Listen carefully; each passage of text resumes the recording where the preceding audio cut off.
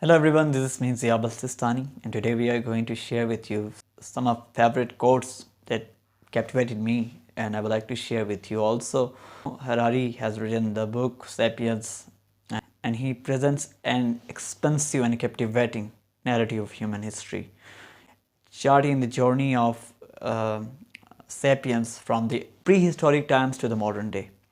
Just one thing I would like to share with you, that whenever you read a book, it doesn't mean that you are going to agree with the author on the full scale. Rather, you need to learn some different kind of perspectives, some different dimensions as well. So here are some kind of quotes that enchanted me and captivated me, so I would like to share with you in this video. And the first, I would like to share a bit information. You might know what Harari has presented in his book. Actually it explores the critical milestones that shape human evolution and civilization, right? For example, he has mentioned three different kind of revolutions throughout the course of human history, from the cognitive revolution to the agriculture, and right now the scientific revolution and the advancement of science and technology in the modern era.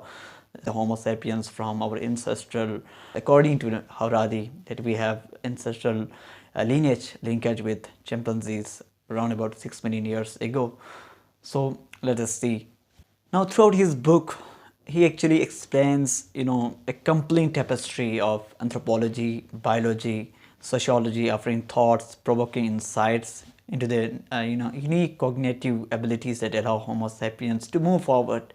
For example, he also has mentioned that the reason that why other our species members, for example, we have erectors, Neanderthals, ergasters, and some other species, why they didn't survive and why only Homo sapiens survived till today.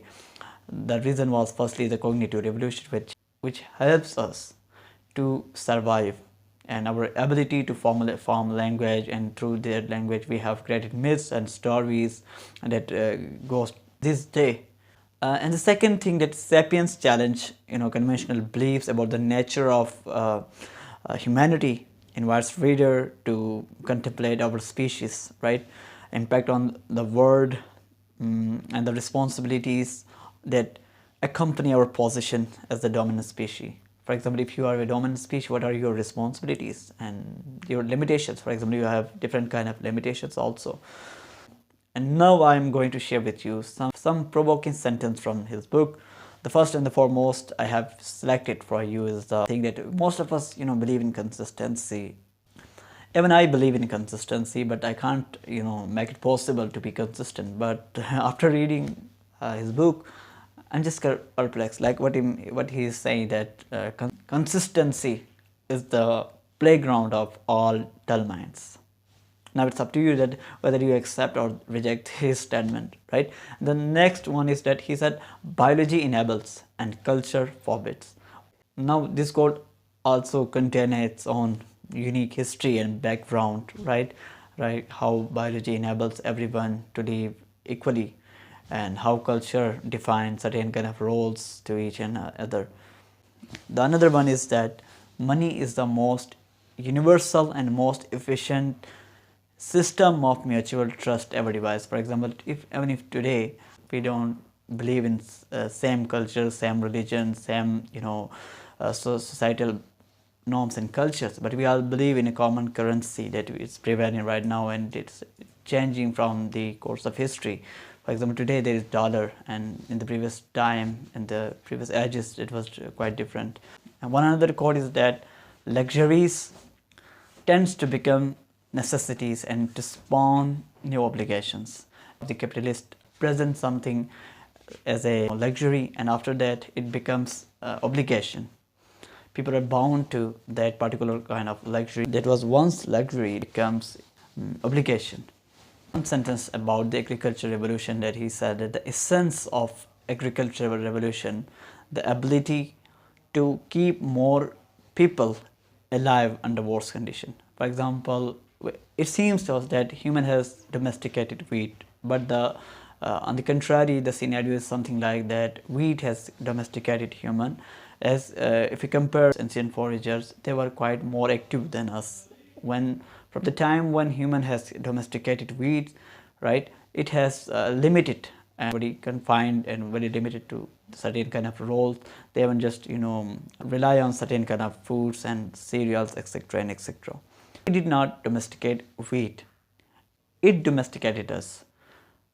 We study history not to know the future, but to widen our horizons, to understand that our present situation is neither natural nor inevitable, that we consequently have many more possibilities before us than we imagine. And Homo sapiens has no natural rights, just as spiders, chimpanzees, hyenas have no natural rights. But we don't tell that to our servants, lest they murder us at night. The famous statement by Voltaire, though I'm not going to agree with him at all. He said that there is no God, but don't let my servant to know, otherwise he will kill me at night.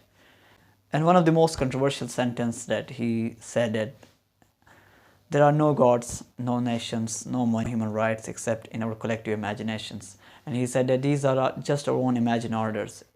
We are bound enough to believe those kind of fantasies, those kind of stories, right? It's one another unique. In order to change an existing imagined order, we must first believe in an alternative imagined order. For example, we need to create a new one so that we can, replace the previous one. One of the most funny statement I have ever seen in the book is that our DNA still thinks that we are in savanna of Africa because we have some kind of ancestral linkage, according to anthropological history, that the first Homo sapiens of East Africa. We are full of fears and anxieties, our position, which make us doubly cruel and dangerous. So these were some kind of statements, some quotes from. Doesn't need to agree with the author at all. You might have different narrative, you might have different ideology, and there are certain kind of arguments that provide credence to your standing over there, that ideology. So it doesn't need to agree with Harari at all and any other author, right, of any book. Just you need to know, just to increase your knowledge, to increase the perspective, right? That's why. So thank you so much.